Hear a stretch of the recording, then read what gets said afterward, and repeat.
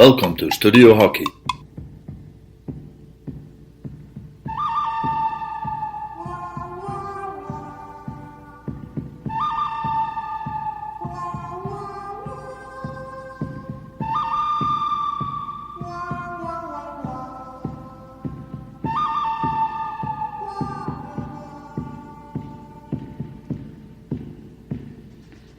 The year 2018 is a World Cup year for hockey.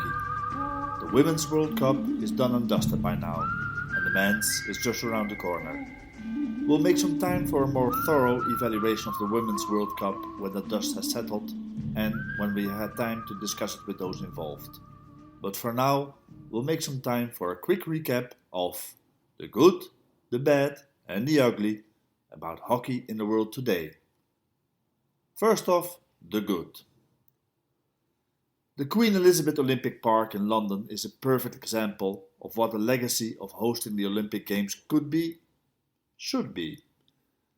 6 years down the road, I still get goosebumps remembering walking around there, soaking up the Olympic atmosphere, surrounded by sports fans from all walks of life, from all over the world, and loving all kinds of sports.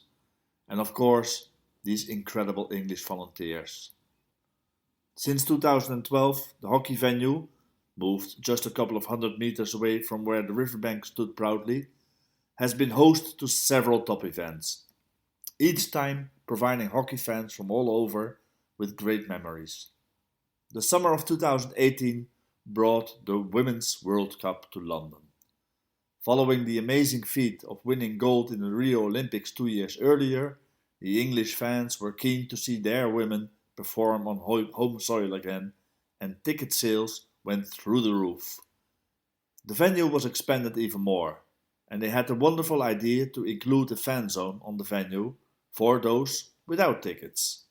Fans Central was where all could come together, browse hockey shops, have a drink together, and enjoy the games on a big screen while these were played in the next door stadium. A great idea to include those with bigger families, for who paying for seats every game would have been really expensive. An idea to remember and maybe even improve upon for next events wherever in the world. Improved TV images is the next thing. FIH announced before the event their British broadcasting partner BT Sports would treat us all to some spectacular innovations and images. Maybe I've not seen enough of these to be really wowed by the TV production, but I hear from those in the UK, the show as produced by BT Sports every day was really good. What the rest of the world did enjoy was good camera work, from more angles compared to previous events, good slow-mos and decent commentary. I did miss the announced ball tracking and other real innovations, but the overall TV experience was good. Maybe not good enough yet to help those less involved in our sport understand the nuances and tactical highlights of the game, but very good for us already in love with the game of hockey. Thirdly, the fairy tale results are also a good thing. Probably the best thing about the Women's World Cup were some of the surprising results. In previous years, women's hockey had become very predictable. The Netherlands are a sure thing for the final. Argentina, Australia and England were the other options. The rest almost did not stand a chance. 2018 gave us some surprises sport fans always crave for. The Irish women came into the World Cup, just happy being there, with this old-fashioned Olympic thought in mind about participating instead of winning. And these girls became the surprise women's hockey really needed. In true David versus Goliath style, the real amateurs of the game were able to beat several pro teams and made the final, without almost any funding from their country, without their own high-level training facilities and a pitch in their home country, having to pay their own way for the honor of playing for their country. Yes, you heard right. These girls did not get paid, but had to pay themselves to play for Ireland. Needless to say, they stole the hearts of all neutral supporters, singing Ireland's call from the top of their lungs before every game. smiling in disbelief they were going to play a World Cup final. The Spanish girls were another lovely surprise, making the podium when they beat Australia for the bronze medal. However, this leads me to the bad at the same time. We saw a declined level of hockey. Because even when I hate to rain on the parade for the Spanish women and the Irish fairy tale, several knowledgeable voices in hockey deplored the level of play during this World Cup. We of course have to applaud the Dutch women because they manage year after year, generation after generation, to play the top of their sport. The loss of past legends of the game never seems a problem for the Orange Machine. This doesn't just happen by accident. It takes commitment to the sport and lots of training. However, all others do not manage to transition to new generations the same way. That's why the level of hockey just was not that good from the other powerhouses in women's hockey. It was even downright disappointing at times. The lack of strong club competitions in all other countries is making staying on top not an easy feat. But when countries who never had a club hockey but always invested in a central program for the national teams also disappoint, it's a sign the FIH should not neglect. China, to name but one, chose not to field their strongest team at the World Cup because the Asian Games were just a couple of weeks later. The Asian Games are qualifying for Tokyo 2020. Countries like these prefer to excel at the Olympic Games or even just make the Games instead of performing at the World Cup because their funding depends on making it to Tokyo.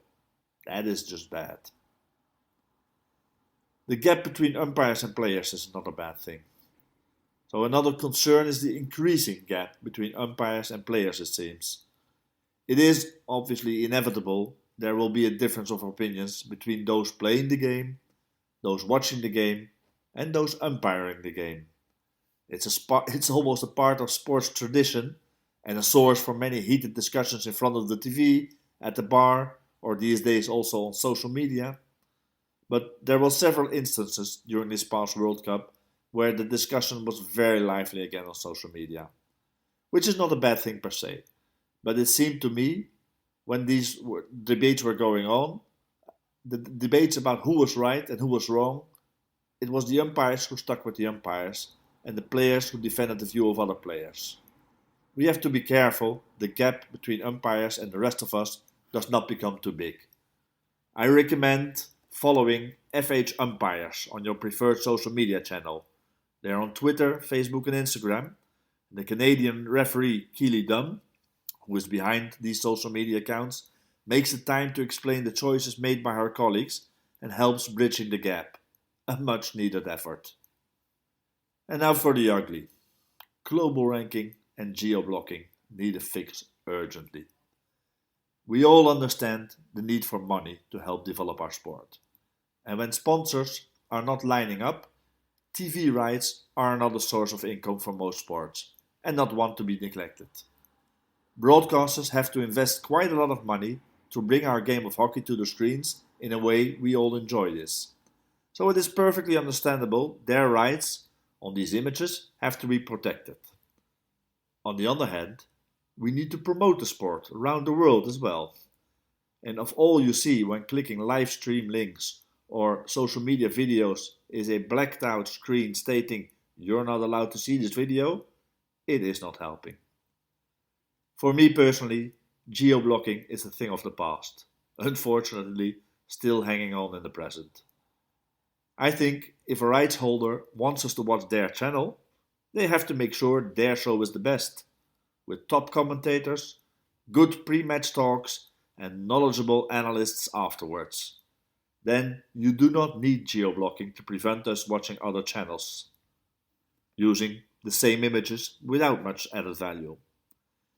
But even if this view on these matters still seems not feasible, the FIH needs to manage their rights in such a way when a broadcasting partner is not showing a specific game live on TV or any other screen, the FIH will show the game in a live stream on their YouTube channel for every country and every fan.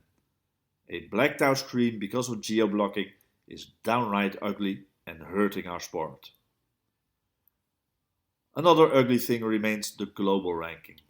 A new one was issued for the men just after the recent Champions Trophy and for the women just after this World Cup.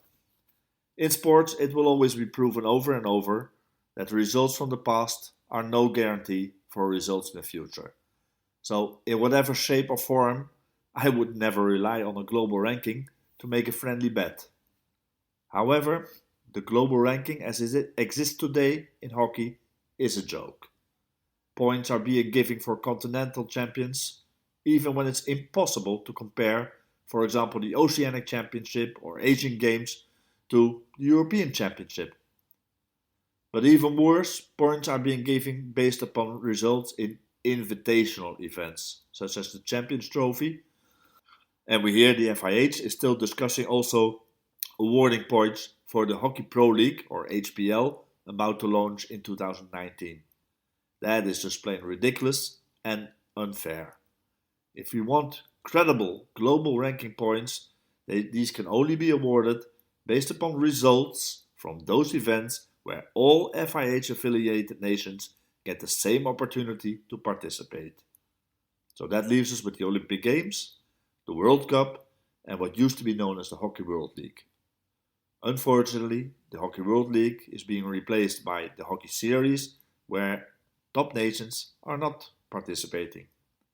But maybe that could help preventing a gap too big to overcome between current top-performing nations and developing nations, if these have the possibility to rank up some extra points in the Hockey Series until they get to play the big games at the top events.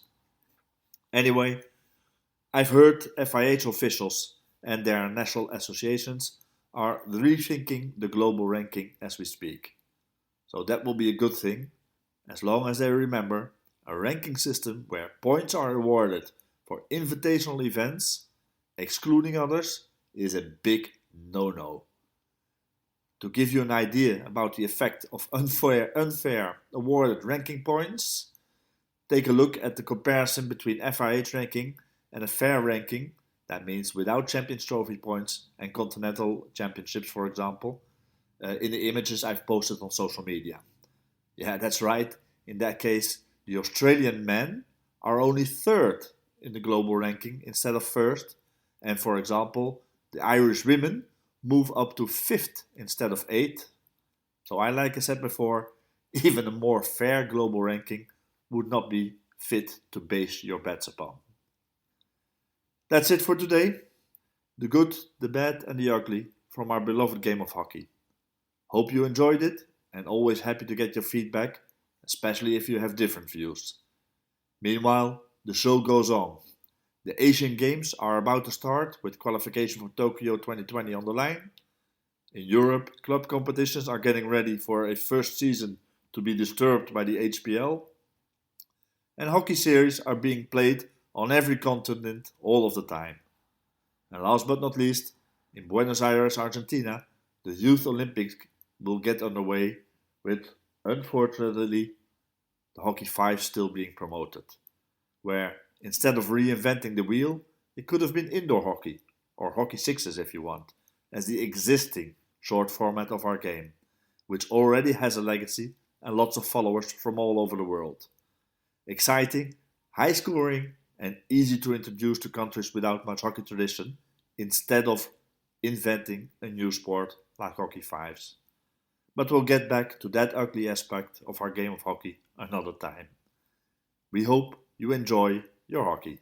Thanks for tuning in to Studio Hockey. Don't forget to subscribe to our podcast, and as always, enjoy your hockey. Bye bye.